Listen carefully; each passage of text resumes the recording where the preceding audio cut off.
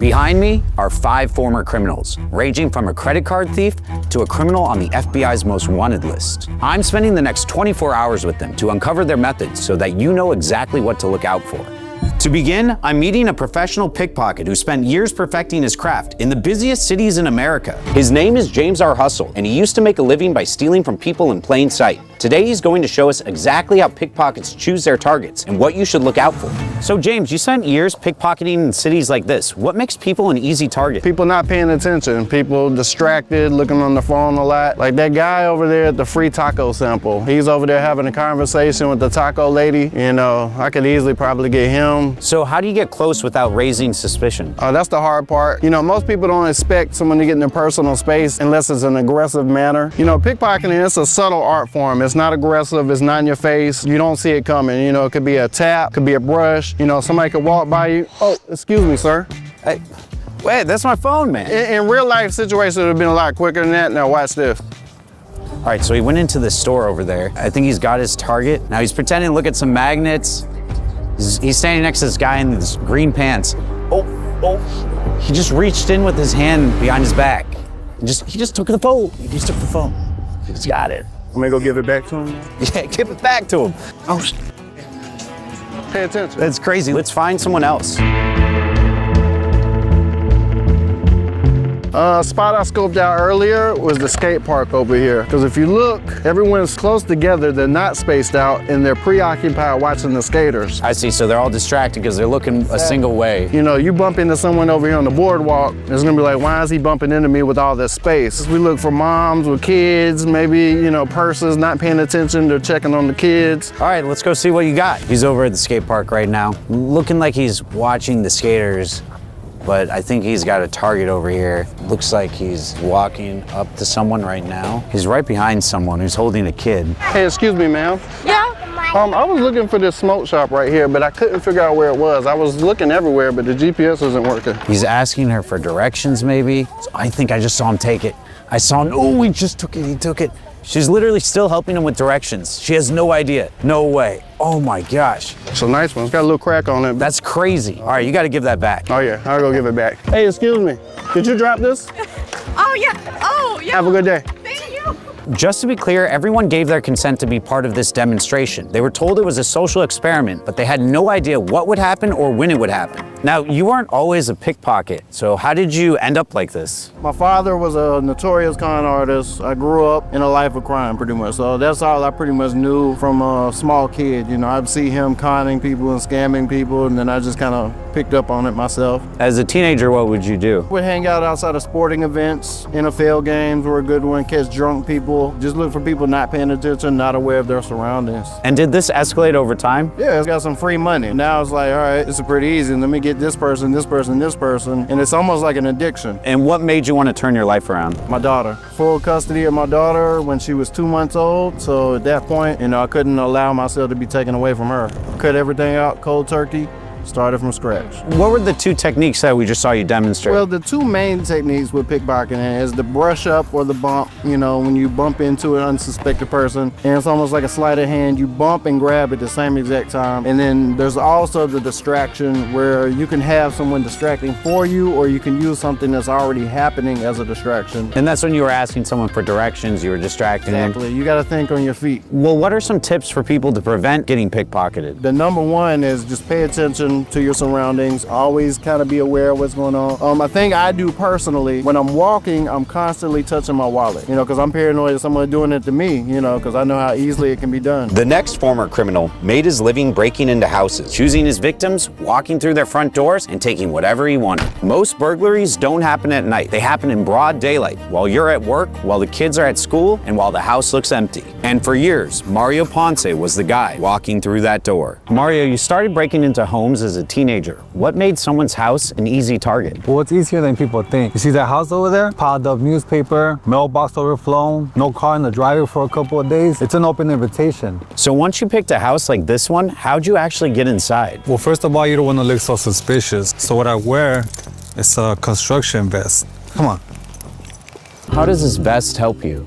Well, it makes you look more, natural, Maybe you might be checking the gas leaks or something. And you can say hi to the neighbors, you know, if you see them. Okay, so you see these windows? I could easily open them with my hands, but you don't want to make it too obvious. So let's go around to the back, man. Usually they keep the doors open on the sides. Come on. All right.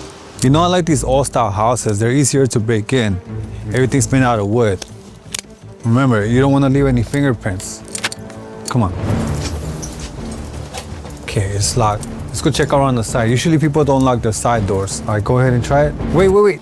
Remember, you gotta have the gloves on. Oh, yeah. I was just testing you, man. Oh, it's locked. But check this out, look what I got. Is that credit card? Yeah.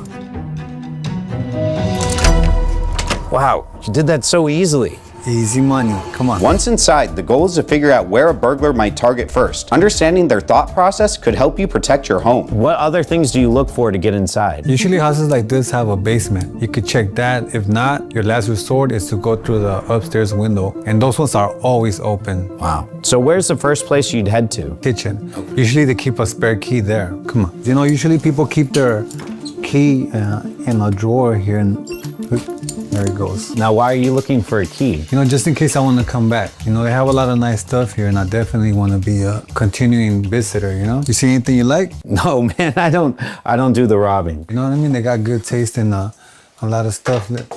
Oh, look. You're gonna take their drinks? Yeah, for later on. But look, we already been here a minute. Come on, let's go to the master bedroom. All right. What's so special about the master bedroom? Well, here's where all the good stuff is at. Passports, cash. All right, so you know I don't really want to spend too much time here. I just want to grab anything I can and just be out. You know what I mean? In, out, that's it. So if someone's watching this video and they want to keep burglars out, what's the best way to do that? Well, first of all, I think you should get a small dog. The smaller, the better. They're so loud. Get some cameras. Now, what about the doors and windows? I mean, get some bars if you have to. You know, it depends on your community, but I would say get some deadbolts, you know, and honestly, get some prop money. 9 times out of 10, the robber won't even check that it's real. So it's not about making the house impossible to break into. It's about making it more difficult than it's worth for the burglar. Pretty much. So when we entered the house, the first places we went were the kitchen and the master bedroom. Where do you suggest viewers hide their valuables if it's not in those places? I would say in the bank, but if you really have to, somewhere in the restroom. They'll never check that. And where in the bathroom? Put it in the stall. Put it in the bag, in the Ziploc bag, really tight. You're talking about the part that you lift off of the toilet where all the water is? Yeah. Ah, okay. They'll never check that. I never have. But now we're meeting someone who went even further. He stole from an international bank using an everyday laptop.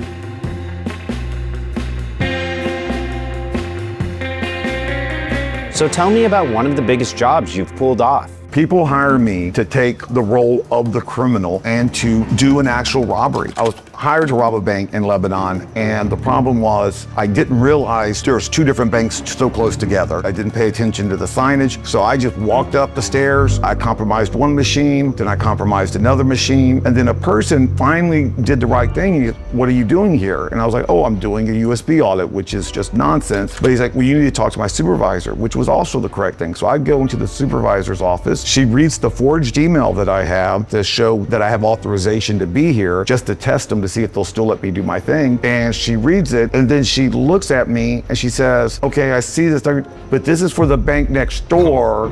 What are you doing here? And what did you do to our computers?" When you hacked into the bank, what were you able to see? That's the thing. It's like once the system's compromised, it's like I'm literally just like the user who's logged onto the system. I can see anything that's on that system, anything that's on that network. I can look through clients' records. I can see their debt. I can see their transaction history. You could see how much debt people had? I've actually been getting a lot of messages from my viewers about debt lately. Medical bills, credit cards, personal loans. That's why I'm happy PDS Debt is this video sponsor, because they actually help people get in control of their finances. Did they just let you go? Oh no, it took me over 4 hours. And as soon as they found out that I was not supposed to be there, I mean, within minutes, I'm in the general manager's office, sitting at his desk while there's 7 people speaking Arabic very angrily around me. It took 4 hours not to end up in Lebanese prison. Interesting. Hearing what happened really reminds me of how much PDS Debt helps its customers. They don't just throw you into some generic program. First, they run a free debt assessment to understand your exact situation, your savings, income, everything. Then they lay out personalized options that fit your budget and goals. And it's not just banks, right? It's also individuals. You could hack someone in a place like this, right? One of the things you see in the movies is like they try to make it all complicated and look like it's all this code floating around. No, it's just a matter of certain kind of devices that can take over a network. And I have several of them with me right now. For some people, PDS PDS Debt can help by providing debt consolidation plans, combining everything into one manageable payment. No minimum credit card score required. Get a free debt analysis right now at pdsdebt.com/lawbymike. It only takes 30 seconds. That's pdsdebt.com/lawbymike. This is not Jason's laptop. It hasn't been tampered with. Jason, show us what you can do to it. I've got quite a selection. It's like of what I can do with it. Everything I'm pulling out is a hacking device. Really? No matter what it looks like, it will not equal good times for your network. Okay. Oh, I'm not done yet. You use all this to rob a bank? I like to have options. It's like, but yes, every single thing of these can be used to rob a bank. I'll go up to a receptionist or an assistant to a CEO. These are my normal looking hearing aids. They're actually my real hearing aids. I'll be in a suit looking all professional and I'll go like, can I charge the hearing aids on your computer because the power on the wall is too powerful? What monster's not going to let me charge my hearing aids? I plug it in and then it's game over. You're compromised. All right, so all I do is just plug this in and we'll attack my computer? Just plug it in. Wow. All right, let's see what happens.